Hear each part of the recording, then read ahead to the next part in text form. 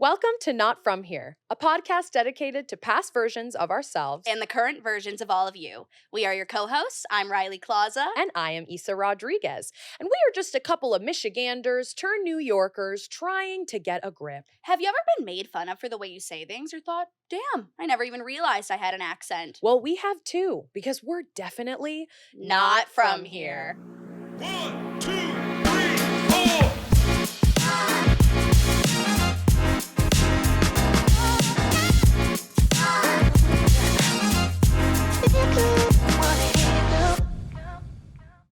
Hello. Hey! What's up? Welcome to Not From Here. What is your name? My name is Ryan Scott Oliver. Hello, Ryan Scott Oliver. Thanks. Welcome. Oh my God, I'm glad to be here. Oh, thanks for joining us. We're excited to ask you lots of questions and find out so much more about you. But first off, I guess we'll tell the people how we know you. Yeah. We met Ryan through a little thing he does. Just very little, called Actor Therapy. It is a program where you can take classes, intensives, a whole bunch of stuff. It's really great. You guys should try it if you've never have. But I feel like we talk about it all the time on we here. do. We reference it all the time. I love that. Should we give a promo code for Yeah. Yeah. tell them you heard about it on Not From Here and we'll give you a NFH discount. 20. Yeah. Yeah, seriously. 20. Absolutely. Oh, dream. No, seriously, do that and we'll give you a discount. Okay. Why not? Okay. Wow. You heard him. You Partnership. heard him. You were already doing a partnership. Surprises from literally the first minute that we've joined you. Okay, Ryan. So I guess we'll start with, where are you from? Tell us a little bit about where you come from, where you hail from. Yeah. I am also not from here. Amazing. I am from Pasadena, California, as in the Rose Parade, the Rose Bowl, Ooh, and I've the heard little of it, the little yes. old lady from. I was there. I born and raised there, and I went to public middle school, elementary school, all that good stuff, and then I went to the LA County High School for the arts, for obviously high school. Whereas my co-founder of Actor Therapy, Lindsay Mendez, went to OSHA, which is the Orange County High School of the Performing Arts. So, to me at that time, I was I was sort of aware of it, but then I became aware that they were sort of rival high schools. I will say, Loxa, my high school, had Josh Groban and Corbin Blue and the Haim sisters. Haim. Oh. However you say their name. Yeah, no, I know who Yes. you're talking about. Yeah. They're in the Taylor Swift Bejeweled music video. Yes. Of course. And These are big names. and me. And, Um, and Ryan Scott Oliver. But OSHA had Lindsay, they had Matthew Morrison, Stephanie J. Block, so many people, Klauza Rodriguez, the list absolutely goes on. It was such a really cool school. Anyway, but enough about them, back to me. Yeah, I went there and then I applied to college really, really young and didn't know what I was doing because I have a late August birthday. And then I skipped 8th grade because I wanted to follow my girlfriend at the time, who then ended up being a lesbian who went to an all-girls private school. Yep. So we sadly we weren't allowed to be together. And then of course also Tragic. I discovered that I like boys. Small factor. But I honestly, I'm very grateful for skipping that grade. And I learned nothing about American history, which is what, at least in California, you learn in 8th grade. I learned, and I also, Mr. Friedman, in case you're listening, I'm sorry to inform you that our American history teacher would give out the test before, it was a multiple choice, give out the test before every class and before every Friday. And I would just memorize the multiple choice. Sorry, so I skipped 8th grade, so that was you get American history then, but then I was in 11th grade when you take it again. It comes back. Yeah. It comes back. And so I'd already not learned anything in 8th grade. and then now I'm just memorizing the multiple choice. And so when it came time, it was AP history. When it came time to get to do the AP test, I got a 1. And you have to realize how hard It's relatable. it is to get a 1 on an AP test. You basically have to sign your name and do nothing else, And which is that's it, yeah. pretty much what I did. Yeah. The gall. I graduated second in my class. I was actually a really good student. Yeah. Oh. Just history was not it. Yeah, because the AP test, which was the time that he would have discovered that I literally knew nothing, and was just flying by the seat, like not doing any of the reading, not doing any of the assignments because it was so easy to game that system. Yeah. Wow, we're already learning so much about me. That is stuff I did not know. I know. I'm like, it's how crazy. would we have known Yeah, that? But very crazy. cool. Very good to know. I know. So I went to Loxa, finished that, and then went to UCLA, in-state tuition. I got a full ride, but don't get too excited. In-state tuition was $5,000 in Oh. 2001, so I got a $5,000 full ride. But I went to UCLA, and it was That's delightful. sexy. Yeah. UCLA is like a good school. No, I know It that. rolls off the tongue. guess. No, but like you said sexy and I said good, but I meant good like sexy. Like, okay. Yeah, So yes, it is. I second what you said. I love that. That's what I'm saying. Yes. It was kind of sexy. I feel like I don't remember anything from those 4 years because I was just like so obsessed with like being a composer and like being in the music school and doing the shows and all that good stuff. Like I didn't have like the party experience whatsoever at UCLA. Really? And then I went to NYU and then I moved to New York City like so many do. Oh, I love it. What year did you move here? 2005. Okay. 2005, I went straight to grad school at the NYU Graduate Musical Theater Writing Program. The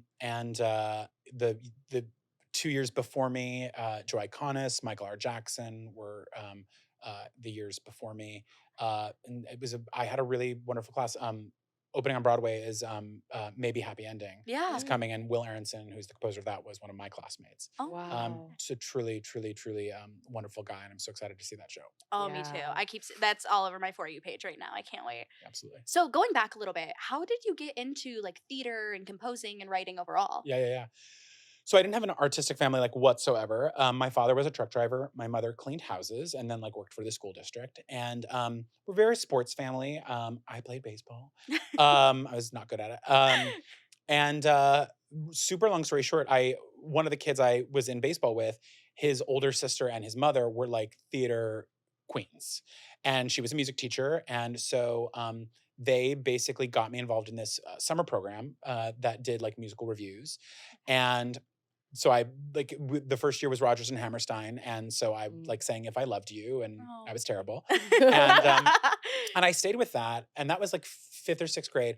And then I just like kept doing all the musicals that like my middle school was putting on, and then that I started to fall in love with music the moment that we did a production of Once Upon a Mattress. And as all the actors know, you get the script, and then the back of the script is like the vocal book with like just the vocal line. And that was the first time I really had experienced music. And I was like, I have to know what a key signature is. I have to know what a clef is. I have to know what these notes are. And it was like truly just like, it became like my hobby. I was so fascinated by it. And I never took lessons as a pianist, or I just like got a book on music theory, and it was just literally like becoming a nerd about it, just like every waking moment. And then I applied to Loxa, and then they had an opera company in the high school as well as a musical theater program. And so performing and singing and music it just became my life. In 11th grade, as I was starting to think like, ooh, maybe I want to write a little bit. In my English class, we had a unit on Edgar Allan Poe, which of course, anybody who knows me, I'm a very spooky person. And I loved the Edgar Allan Poe unit. And being an art school, they said, okay, so dancers, singers, musicians, whatever, you have to take an Edgar Allan Poe story and you have to turn it into your art form. So I took The Telltale Heart. I knew it. I was going to say, you did The Telltale Heart. Totally. I took The Telltale Heart and I wrote like the most Sondheimy lyric it was like a poem, but like it was like a Sondheimy lyric. And I was like so proud of it. I wish I still had it, but I don't. And then we read The Crucible, and I was like obsessed with Sweeney Todd and Les Mis and like the whole Sondheim canon. And I was like, I'm going to make a musical out of The Crucible. So I literally wrote in 11th grade, wrote like 45 to 50 minutes of a Crucible musical. And the high school opera company like did scenes from it. And that I think really was like the big signal that like this was for me and this is what I wanted to do. Wow. That's pretty darn cool. Yeah. So you talk about coming over to New York and then doing NYU. How would you compare that experience to all of your experience writing before? Like, did things change for you once you moved to New York? Were you inspired differently? Did your classmates like inspire you in ways? Yeah. I don't know. No, What was that yeah, like? that's a great question. So actually, yes, it very much did. When I was at UCLA, my work was too complex and like classical operatic for the musical theater people, and it was too musical theater simple for the opera people. Mm, And when I got to NYU, I was like really writing weird stuff, like just like art song type of like stuff that's like, oh, pleasant, you know what I mean? And at that time, Pasek and Paul and Joe Iconis had just sort of like really like splashed. mhm, And I was looking at the work that they were doing, and it was, standalone songs, rock songs, pop songs, mhm, you know, musical theater, standalones, the way we think of those. And I'd never written anything like that. mm, And like I immediately was like, that's what people want to hear. Mhm. So I suddenly moved from like the Crucible the musical to like writing rock songs, writing pop songs. Mhm. And I spent most of for having been at UCLA somebody who was like the weird kid writing the weird music. Now I was like, to most of my peers, I was like the one that's so determined to be a commercial success that like, probably the worst of them is probably like, oh, Ryan just cares about, making money and being famous and not caring about the art form. But I really did. Yeah. I, for me, it was about going, how am I going to get myself in the door? yeah. And, and it really worked. And my second year with my collaborator, Kirsten Gunther, we wrote a show, that was a very dark rock show called Mrs. Sharp. And it started catching fire really quickly. And so I was very lucky to have a tremendous amount of success before a lot of failure, really early on. And that sort of those next few years was sort of like a golden age for me a little bit. Wow. I love that. So, your writing process, Mm. what does it look like? And how long did it take you to kind of find a process Mhm. that like really worked for you? Yeah, yeah. Um, Basically, like after the first several years of writing and working on Mrs. Sharp, and then I worked on a show called Darling. I worked for Disney for a hot second writing a musical, and I think after that period of time, I got really tired of sort of um, waiting to write the things that would quote unquote check all of my boxes. Mhm. And so in 2012, I had the opportunity to go on a writer's retreat to Weston, Vermont, and I had this idea that was like this story would make a really good musical. It was a story that my mother had told me about her mother, and that show became a show called We Foxes, and um, and that really began a period of time where I discovered that I could write book, I could write story. I wasn't only a composer and lyricist. Yeah. And then that created also a process for me. And to this day, I write at least one show a year. I spend, depending on if I'm doing music and lyrics or if I'm doing book music and lyrics, or if it's an original piece or if it's got original IP. Uh, I will spend anywhere from 1, 2 to 6 months, even just researching. And I will listen to music and watch movies, read books, poetry, visual art, and just absorbing as many ideas as I possibly can without ever feeling pressure to like start writing the song. I'll Mhm. make a playlist that will have hundreds and hundreds of songs that are like reference material. Um, Over time, characters will form, story beats will form. If I'm using, a film or whatever, and the story is more or less outlined for me, then I'm starting to think about what the song moments are. And by the end of that process, there are 100 to 200 pages of notes and ideas. And I say that I don't get writer's block because I have so many ideas. I have too many ideas when I start, because you spend 6 months just like getting the thing together. Yeah. So that and I know that when I do struggle, when I'm like, ooh, I don't know what this music is, I don't know what the lyric is or whatever, it's because I didn't research enough. Mm. And so that process for me has really worked. It is a process I so enjoy, and I find that my work is richer, and more nuanced for it. I really love that. I think that's interesting. I had a college professor tell me once that when people go up on their lines, it's because they didn't do enough work on why you say that line. And Hmm. for some reason it like made me think connect what you just said to that. Like Hmm. you almost can't like figure it out because you don't have enough of the research Right. to spur that Mhm. idea. Yeah. Yeah. I mean, it's also interesting because I think we also experience that sometimes when an actor is given a new direction or they're asked to do the song with a new thought, and then suddenly they start the song and like all the work that they had done sort of goes out the window and then they Yeah, forget their next line. Yeah. And I think what totally. that really illuminates is that the initial version was sort of a surface level, surface coat of a performance. Mm. And once you chip that away and you have to dig down below it, even if you go up on your lines, the performance is going to be richer. But you also like in the moment you haven't had a chance to do the work Mm. to Mhm. really flesh out the story with this new concept for sure. Yeah. Um, so since your time in New York, what would you say are some like big life things that you've learned? Anything that you would want to pass on to young artists who are writing or acting, auditioning, like just big things that being here have kind of come up for you? Yeah. Um, I will say, and I think this extends to um, a lot of issues that have come up over the last like 5 to 10 years.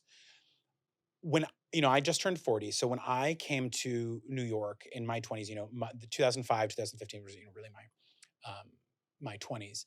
Um, I was still, being honest, I was still really glamored by the idea of like the big, powerful composer. You hear stories of like, I think Stephen Schwartz was like, not, kicked out of the rehearsal room, and Michael Bennett throwing chairs, and Bob Fosse being a total dick, and whatever. You hear all these stories, and I think having been such a powerless young gay kid in Los Angeles, never feeling like anyone really saw me, I think that when I started getting successful, I got really excited to have that kind of power.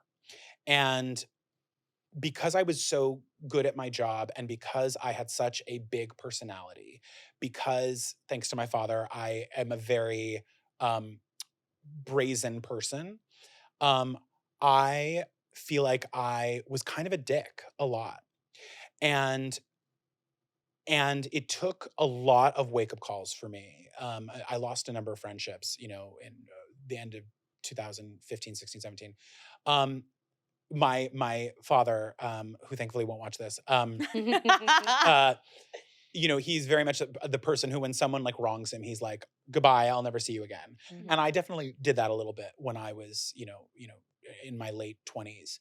Um, and I think the big thing I learned is that you need people, and um, there is so much joy in being kind. You can be a great writer and a great teacher while leading with kindness, because especially for me, and I'm sure that both of you experienced this in different ways, growing up, so many theater educators can really get off on the power and can get Yeah. off on the performative cruelty, that even in the moment you might be laughing, you might not go home crying about what they said, but when you think about it, Yeah. you're like, I don't know that that's appropriate, or I don't know that that's okay. Mhm. And I think that I spent a lot of time, I had a number of teachers who were like very male and female, who were very performative, could be very um mm, could be very uh insistent on their perspective, bring you very close. um I had a lot of teachers who did not have great boundaries. But also as a theater kid, when your music teacher or your opera teacher or your voice teacher or whatever, wants to be your best friend, you're sort of like, this is cool, I Yeah. got picked. And I Mhm. think that, I carried that with me. And by sort of waking up to the reality of like, I could be part of the change, Mhm. actor therapy is a huge part of that, is wanting to create an environment where, it's not about us. It's not about us as teachers. It is about us helping people find more of themselves. And we really ask students, as you both know, that, we really ask the hard questions and we try to push as hard as we can to get people to find the answers to those major questions inside. Because so often in the arts, whether it's high school or college or a voice teacher or whatever, they tell you who you are, what roles you can play, what roles you can't play, what you're good enough to do, right? Suddenly any person who's curvy or tall is always playing the old people. And they can't tell you that isn't the real world. They have to live in this guise that the education you're getting is the real world. But so often they are serving the needs of the program. They're serving their own egos. And that is not the real world. And not to say that there aren't egos in this business, but to say that like everyone wants to make a good product and everyone wants to make a living. And that really is about what it's about. So all of that to say, I think I started really loving life. I started loving the idea of getting a mentor, listening to people older than me. I was also like that kid who like really thought he knew everything, like consciously. At like 21, I was like, I'm cooked. I know everything. And the idea of like, oh, you're going to learn something was like, no, I'm not. Like, And yeah. and I will meet a young kindred spirit every now and again, often male, often gay, and I'm like, oh, you were me. You really do think that you know everything, and I can then now see when I was young that there were people who tried to help me see how much there is to learn out there, and I wish it had happened sooner. There's so much there. Ah, so much. Ugh. I will say though, like, I think that I'm a firm believer that like when it takes you long to like learn something, like I feel like I similarly like was kind of just like would butt heads with myself and be like I know that like it's a hard industry and I'm gonna get out there, but it's like but I'm gonna be the exception, you know? And it's Yeah. like, oh, like we'll be the ones, you know? No, And we talk about that all the time. there's just like there is so much to learn like every single day from every experience and every person that you meet. And I don't know. It's just like I hear you. Yeah. You got to give yourself grace cuz it takes us longer than others sometimes. I don't know. Yeah. But it's also like that it takes us longer than others. I mean, I think that's another thing is that we think about the art business. If you were in any other business, you wouldn't be like being on Broadway is like being the CEO of a company, right? Yes. Like and like you wouldn't be, 3 years into your accounting life and being like, why am I not running this company? Like I'm behind. Do you know what I mean? That is such a good point. No, I'm literally like, I'm like, oh my God, you're so right. Yeah. Like, No, and I think, one of the other things that I think a lot about is that you have to love being in this art form. You have to love all of its aspects. You also have to realize if you're not booked right now, you have to realize that your life cannot just be taking class and auditioning. In the arts, of course, you're going to have a life outside of that. But I'm saying like there are so many other ways to use your acting ability, your singing ability, your dance ability, not only to make money, but also to express yourself. And that being an artist, you have to love every day as a chance. What am I going to do with my talent today? And you cannot live in a world where you're waiting for someone to pick you or for someone to hire you because you're already behind if you think that way, Yeah. And I think one thing that, I was definitely one of those people that was on such a timeline. I was like, Lin-Manuel Miranda won a Tony at 27. Stephen Schwartz had a show on Broadway at 23. Sondheim's first music and lyrics was for him. He was 33. And then as those years passed, and then I was like, okay, well, Company happened when he was 40. And that's really what started everything. And now I'm 40. And I think what's happened over the last several years is that I'm no longer concerned about the timeline. And I'm just excited to write something new every year. I'm excited to write a new song. I'm excited to work on a new project. And I don't let other people dictate if I get to be an artist. I choose that because I enjoy it. And I think when actors stop loving just doing it because they simultaneously aren't being given a chance to do it, but they also don't have the energy to make something of it themselves. That's when I tell them to quit. I have relatives that are always like, when they hear about actor therapy or whatever, or friends, and they say, do you ever tell kids just to quit? And I'm like, well, one, no. No. Yeah. And two, when I see somebody who somebody else would go, they don't have a terrific voice or they're not a strong actor. I never have the thought, and this is true, I never have the thought they should quit. I go, maybe this person will get the energy and the drive to figure some of these things out and really formulate a career. It's when somebody is talented and they're not going to auditions. It's when somebody is talented when they are not practicing all the ways in which they have control of their own art form. That's when I go, there's something out there that will give you the energy to do something every day that you love. And in that scenario, I say, maybe there's something else out there for you. But talent is so secondary. Mhm. Do you know what I mean? Yeah, absolutely. I love that perspective. Chills. And I love that you that, two, I love yeah. that you two have this, by the way. I mean, this is like, yes, this is an incredible podcast, but also like, this is an example, right? Not to say that either of you are acting right now, but like you are putting, you are getting to feature your stories, your friends, the people that you respect. And this is a tremendous, tremendous way of saying, I'm not going to wait for someone else to tell me that I deserve my name on a title page, Yeah. which is super special. Oh, thank you for Thank you. saying that. That means a lot. Of course. Okay, you know it's coming. What? What makes you not from here? Ooh. Ooh.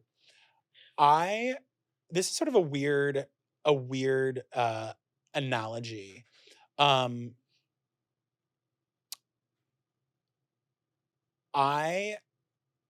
always tell people that I like really think that I belong in like the first 20 pages of a Stephen King novel. Before like things get really Happy spooky season. eerie, happy spooky season, absolutely.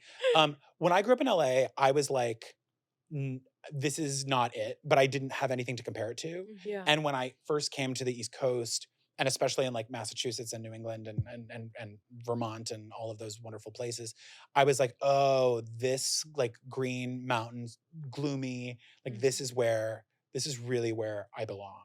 And I think that my heart will always kind of like not be here. My heart will always not be here. I guess a more direct answer to this question is, little known fact for the people who didn't grow up in LA, like everything you eat, regardless of like if you're Mexican or if you're white, is all Mexican food. Like you just like culturally, like my white ass parents would cook Mexican food the majority of the week because that was LA food. Really? We never had Asian food ever. We never had fish. Wow. It was That's like, so interesting. oh man, like the idea, like I had my first Indian food when I moved here at 21 years old. Chinese food was like maybe Panda Express. Never had sushi. Never had sushi till I moved to. Do you like sushi? Love Okay. sushi. I'm like, I feel like there's a big divide. You either hate it or you love it. Oh no, I love sushi. I mean, I love sushi. I don't necessarily like love like a slab of like raw meat. No, I agree. There is a shout out to Uki Sushi on 91st and 3rd. Our side of town. That's right. Oh, come on. Upper Which is East. my favorite sushi place, mainly because Eric, who takes such good care of us. My theory is that either they don't know how to pour an alcoholic drink or they do. Yeah. Because 2 cocktails there will literally put you under the table. You're blacked out. So that's part of why I love sushi, because like it's a really good time. You're like, I'm always gonna have I'm always a gonna lot have of fun. That's right. That's absolutely right. I love that. Obsessed. All right.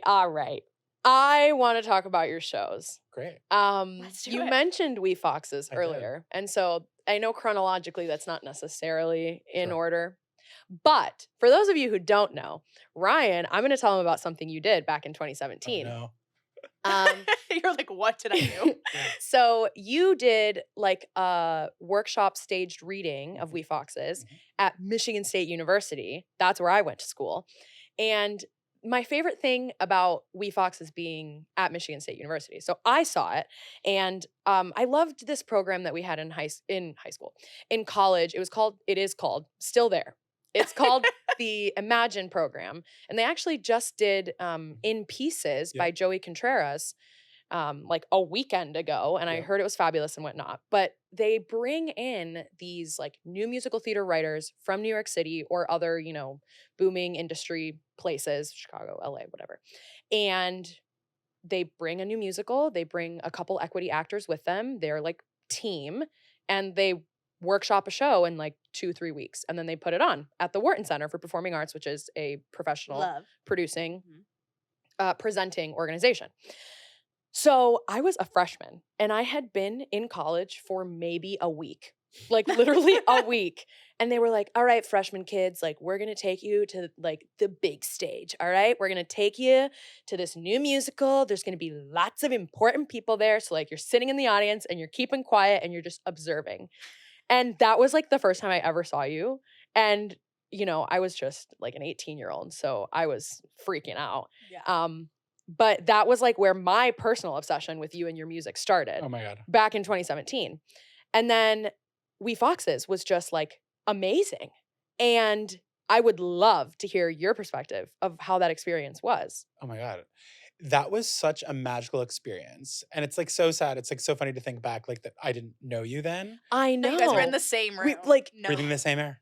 I in know. the room where That it invisible happened. In the room where it string, happened. Invisible string theory. Brad Wilcott's, who runs that program, absolutely adore. Shout out, love you. Absolutely adore Brad. That experience was wonderful. I loved working with Marshall Paylett, Katie Thompson, Wade McCullum were in the show.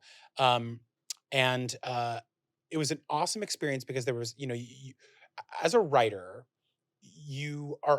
when you get an opportunity to do a reading, it's like piano, 29 hours, and it's usually like a disaster. I always think like readings are like, it's like a bomb going off. You're not getting out unscathed. It's just a question of like how much damage will there be. Mhm. But with that program, it was like a 2-week experience, and that program, you know, you had so much more time. The kids worked on the music before you got there.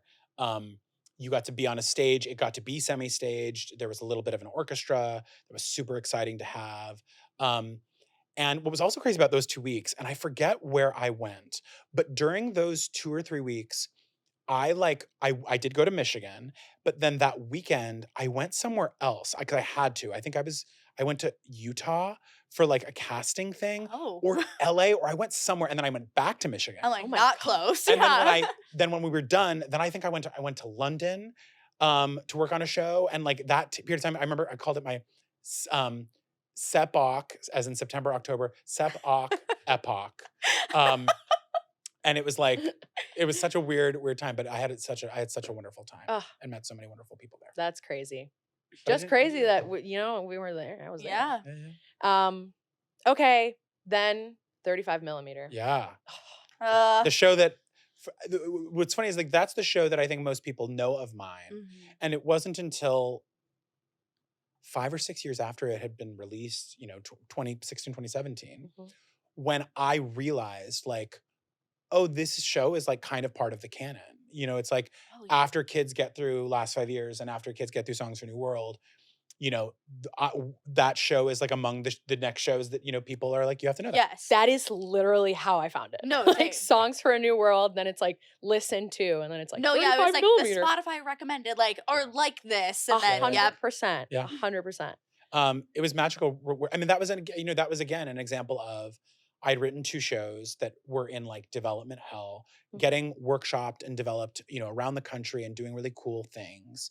And I was tired of waiting. Yeah. And so with 35 millimeter, I was just like, my dream is to have a cast recording and a vocal selections book on my shelf. And I was like, Mhm. we're going to do this. And it took a few years and we made that happen. And then you revisited 35 millimeter again with actor therapy, correct? We did. At 54 Below. We did. Yeah. When was that? I forgot. Yeah, that was before 2022. No, I had just started actor therapy. Like I had like done one session, Yeah, yeah. and then you guys did that. Yes. Right. Yes. Yeah, 2022. It was Wow. right before I started. Yeah, because I think you joined that fall, so it was like Yeah. right in the middle. Yeah. Right in the middle. And did you 2 know each other before actor therapy? No, No? Wait, that's crazy. no, I isn't know. it? I love that.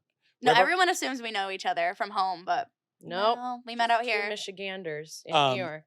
And you know that we have our first actor therapy wedding coming up. What? Who? Cassidy Layton and Larry Luck, 2 actor therapy students, met in actor therapy, and now they're getting married. I didn't know they Oh. met in actor They did. They actually met playing Lori and Curly in a reading of at a Oklahoma. reading of Stop. Oklahoma. I know. Stop. I know. It's too much. It's magical. Okay, It's magical. matchmaking. Shout out them.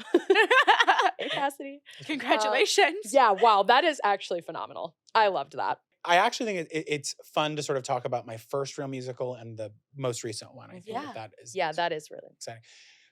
I had mentioned this previously when I was in NYU. Our thesis musical, we found the very terrible and true story of Pamela Smart. And Pamela Smart, well before you were born, in 1991, she was obsessed with becoming like a journalist, like Barbara Walters or Oprah Winfrey, and she was hired to teach like an after-school program called Project Self-Esteem, which is what it was really called. And her marriage was like on the rocks. Her kind of yuppie husband was like wasn't really treating her well. And anyway, she convinced 3 boys that she was in this after-school program, one of whom she started to sleep with, to murder her husband, which they did. Oh my God. Which they did. And this was before OJ. This was like one of the first trials that was televised, the Pamela Smart story. Okay. And so we decided that this was hysterical, and we turned it into a musical called Mrs. Sharp. And it is a dark comedy because this woman was so young and so in over her head that like the things she said, like she tried to get away with it, obviously. Like she pretended it was like a robbery. And like I don't know them. when she walked into the house, she stepped over her husband's dead body, which like, and she called him, she said, when I got home, I saw the body. Where like, if your husband has just been killed, you don't call him the body. Yeah, well, No. Right. So true. Yeah. So true. And like she would break The down body. in tears, and when anyone else would cry, she would stop crying. Anyway, she was like a barrel of laughs. She had like so many fun, silly things she did. We wrote this for our thesis musical, and like I said, it sort of popped off. We did this Disney ASCAP workshop with Stephen Schwartz, went to Carnegie Mellon with it. But then the big thing happened, which I won this Richard Rogers Award with Kirsten, my writing partner. And it basically gives you a chunk of money that you can then take it to a nonprofit. And we were lucky enough to be at Playwrights Horizons, and our dream director was Michael Greif, who directed Rent and Next to Normal and Dear Evan Hansen, et cetera. He said yes. Our dream Mrs. Sharp was Jane Krakowski. And we were both just like, we want somebody like Jane Krakowski. And then my agent was like, well, you know, she's repped here. And so she just took the script and put it on her agent's desk. Jane said yes. So, and what's crazy about that workshop that happened in 2009 with Mrs. Sharp, in the ensemble was Marla Mandel, who of course is Celine Dion in Titanic and now Big Gay Jamboree. Jeff Hiller, who's on Somebody Somewhere, J. Armstrong Johnson, who's done everything. Alex Wise, who's been in a bunch of musicals and is a writer in his own right. It was like a crazy, Steve Kazee, who then won a Tony for Once. It was a stacked cast. It was a very, very cool, life-changing experience. Wow. And it really was the thing that like set me on this course. It did, to kind of briefly go back to like some of the other things I've talked about, it did sort of set me up to be like, I can, you know, of course this is what was meant to happen. And of course, like I'm unstoppable. And then I did a bunch of shows and got fired from a few of them and had some huge wake-up calls, and realized like, oh, I have to start taking notes. Like when somebody at Disney's like, maybe the score should be like X, they're not asking, they are informing you. And I really did not realize that. Yeah. So I struggled a lot. And as we talked about We Foxes a little bit, and through that sort of process of, you know, when I get the opportunity to write my own thing, I had this idea over the pandemic to write the show called Tomorrow the Island Dies, which he says has done a little bit of. And it was commissioned by this lady who was equally spooky as I am. And she was obsessed with Shirley Jackson, who, you know, queen of psychological horror from the 1950s and 60s, wrote The Lottery. If you saw The Haunting of Hill House on Netflix. Oh, love. So good, right? So good. And yeah, she was like, can we commission you to write a show for our university? And I was like, that sounds great. And it's original. And it deals with a lot of stuff that came up over the pandemic, which is like how old people have saddled young people with like, you know, we've sort of ruined the world and we're sort of like, now you guys fix it. Climate change, that kind of good stuff. It's about a group of people who are left on an island, young people, 18 to 25, who are, because of climate change, the island is no longer inhabitable. And so these young people are left behind as volunteers who will be paid to handle the abandonment. And long story short, it kind of becomes a Lord of the Flies type of thing.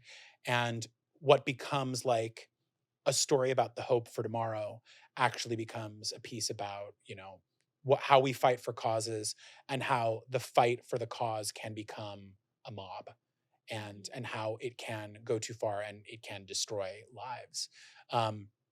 Which is like when we think about the pandemic was full of like so many wonderful changes Yeah. and so many necessary conversations were brought up. Mm-hmm.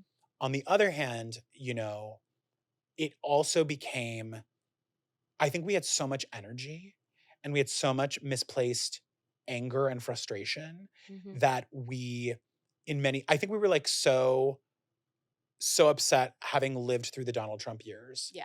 that we were like, somebody's to blame for this. Mm-hmm. And so, I think we all witnessed a little bit of like, places burning, people burning, what essentially was like public executions, at least in terms of, humanity, of just moments going a little too far. And so some of this musical was a little bit about that and watching that happen. But it's a hopeful piece. It's a piece about, making the world a better place. It's such a cheesy way to like sell the end of that show, but No, I'm but standing by it. it is. I'm standing by it. No, stand you by should. it. I was fortunate enough to see the reading you guys did. Yeah. Was that last year? Yeah. Last summer? Year? Last summer. Last summer? Yeah. It was incredible. I'm obsessed with it. I have to say it is one of my favorites of yours as well. Oh, that's so good. Okay, I guess we should talk about your most recent award that you won. Oh yeah. That was 2023 as well. Yes. Tell us about the Kleban Prize. Yes. It is named after Ed Kleban, who wrote A Chorus Line. Ah.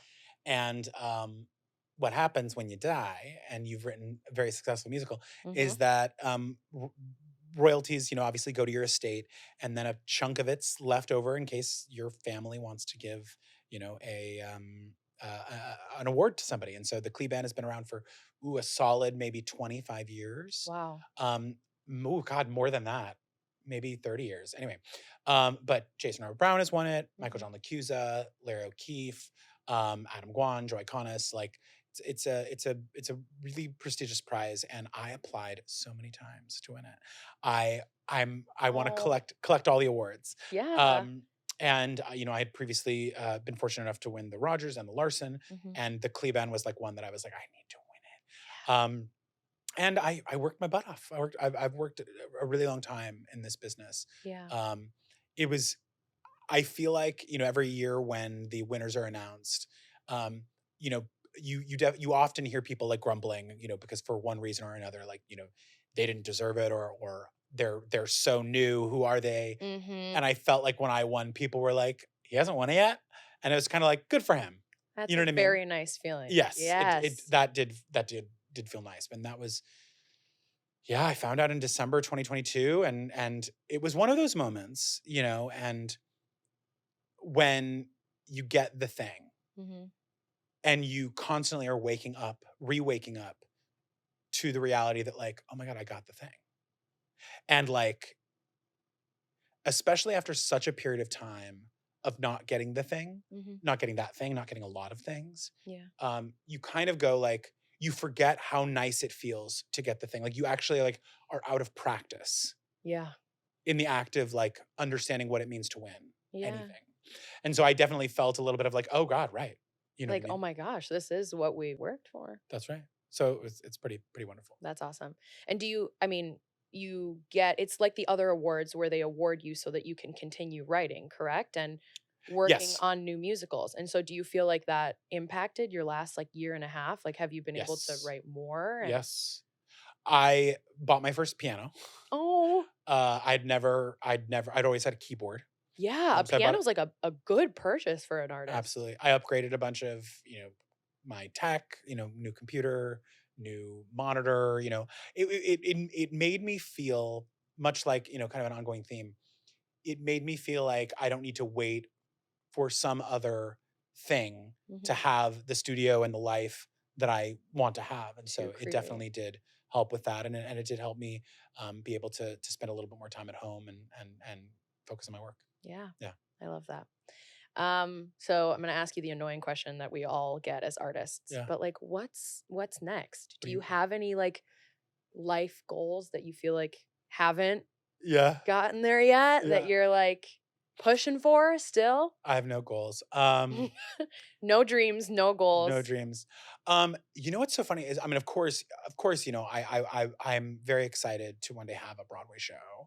Mhm. I just have worked too long and hard at this and have been given too many of the signals that like my stuff's good to not at some point have Get that there. happen. But I've also learned that like it's completely out of my control. Yeah. And shows that like everyone, including the writer, is like, oh, really? You're gonna take this to Broadway? They go to Broadway. Shows that like are so incredible that have spent 10 years in development hell never make it. Yeah. So and in fact, it's like the shows that I've written that I thought were like not going to be a major part of my career, like 35 millimeter and Jasper and Deadland, are the shows that did do the thing, right? Yeah. Not necessarily go to Broadway, but they are the things that like really caught fire. Whereas other pieces that I think are better written pieces that are more important to me, like We Foxes, you know, still is waiting for her moment. Yeah. And so I'm really excited to push some of the shows that I've been working on forward. I'm working on a show you've also spent some time developing called Party of the Century, which is basically about Truman Capote's black and white ball and his swans and sort of the infamous goings on around that ball. And I'm really excited for the world to see it, and I'm excited to get a cast together because it's a bunch of roles for stars, and it's terrific. I'm really excited about it. That's amazing. As we wrap up here, any final words of advice? I know I kind of already asked you earlier, but just like, you know, I love everything that you've said about the things that you have control over and the things that you don't. And like a lot of your journey as an artist is about like finding yourself. I also will say, when I moved to the city, you know, like people tell you all the time what your roles are, what box you fit in. And actor therapy was the first place that you or anybody had asked me like what like I thought I could be, like what I thought I was good at. And I feel like the time that I've felt most like myself in New York has been because I've felt the freedom to find what that is. And I feel like that's why so many people in actor therapy keep coming back to it as well, because it's you're right, it's a space where you are encouraged to be your own artist, not just the artist that people want you to be or that they think that you are. Um so actually maybe before you say any final words of advice, anything about actor therapy that like you would want to share that, you know, isn't just about like what the Plug. classes are. Yeah. This is an unofficial actor therapy plug as well, you know. But also Tomorrow the Island Dies and We Fox's unofficial plug. But yeah, I mean, you and Lindsay have been working on that for a while now, and Almost it's 13 years. grown so much over those 13 years. Do you still love it? Do you still feel super fulfilled by it? I do. Lindsay and I are currently working on a book that, you know, Love will that. be, we don't have a title yet, but it's essentially like a survival guide. It's a how-to guide. It incorporates not only what we teach in the class, but also all of the business classes that I've been teaching over the years. And it really is sort of like, in many ways, it's an arrival for the company, for what we've taught, for me. And I know also for Lindsay, not that it's closing a chapter, but it's closing the chapter of like figuring out what we have to say to students, you know, because actor therapy has changed and grown so much over these last 13 years. And I'm so proud of where we have arrived.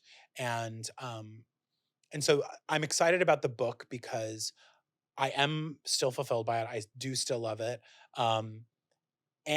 But once we have this book, it will mean that I will be able to give this to other teachers who can continue to spread the knowledge. And I, as I get older, don't have to necessarily be there in person to know that they're getting the good education. That's wonderful though. I guess that's what most building your idea and your business. That's amazing. That's wonderful. Anything else you'd want to share with us or anybody watching out there? not from here. I mean, we're big on, just waiting and working as being an artist as much as you can. But if you've got nothing, we can also just cut this. Well, with our remaining moment, Gavin Creel just passed away, which I know is a huge shock to so many of us. And what I'll offer, everyone is sharing stories on social media, and regardless of when this particular episode airs, it was fascinating watching how many people just viewed him as the best. And, I'll speak for myself and for so many other people that, I felt and feel more sadness and more heaviness about his passing than I have for like many relatives who have died. And I think it's like Gavin's kindness to other people, his openness to other artists, his passion for making music, making stories happen. It always seemed so effortless. And I would just say that I think we all could use a little bit more Gavin in our lives. And I'm really excited to see you and I and Riley carry forth that spirit along with the rest of our community and our industry. Yeah, absolutely. Thank you for sharing that. Yeah. It's been a huge loss on the Broadway community. And so, yeah, we're definitely all thinking of him and continuing his light and love, pushing that forward.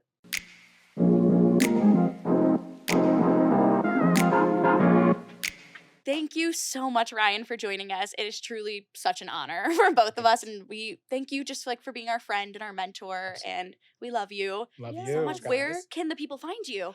I'm Ryan Scott Oliver on all platforms, and definitely Spotify, Apple Music. Check out my stuff.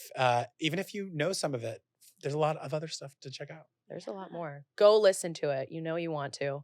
Thank you so much to Noah Wisniewski for all of his help on our social media and our YouTube channel. Go check out our YouTube channel. If you haven't, you can watch us while you listen. Look up Not From Here podcast and, type in mine or Riley's name to make it a little easier to pop up. If you want to keep up with us on social media, our @ is @notfromhere.podcast. That is NOTFROMHERE.PODCAST. And as always, I'm Riley Klauza. I'm Isa Rodriguez. I'm Ryan Scott Oliver. And we're definitely not from here.